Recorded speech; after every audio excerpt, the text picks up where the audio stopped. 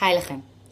אז חשוב לי להסביר לכם למה דווקא ההצגה לא עוד פרויקט על אלכוהול, זאת ההצגה שיכולה לשנות ולהשפיע.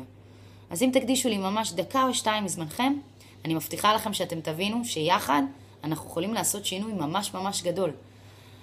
אז לפני הכל, אם אנחנו רוצים להעביר מסר לבני הנוער, אנחנו צריכים לדבר איתם, לא עליהם. להבין אותם, להבין את הסיטואציה שבה הם נמצאים.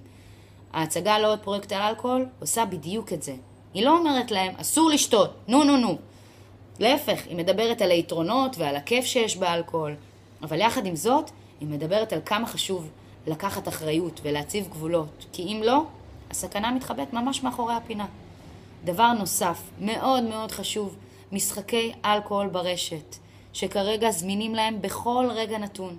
אני אתן דוגמה.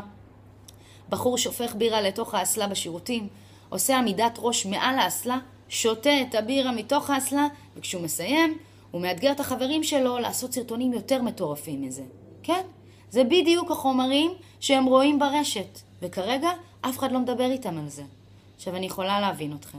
למה אני צריך להראות להם את זה? אולי זה יכניס להם רעיונות לא טובים לראש, אולי הם בעצמם לא ראו את זה.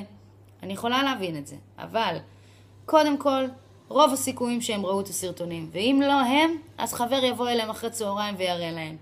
והשתיקה הזאת גורמת להם לחשוב שזה בסדר, שהם רואים סרטון והוא נראה מגניב ואף אחד לא דיבר איתם על זה, אז למה שאני לא אעשה כזה דבר?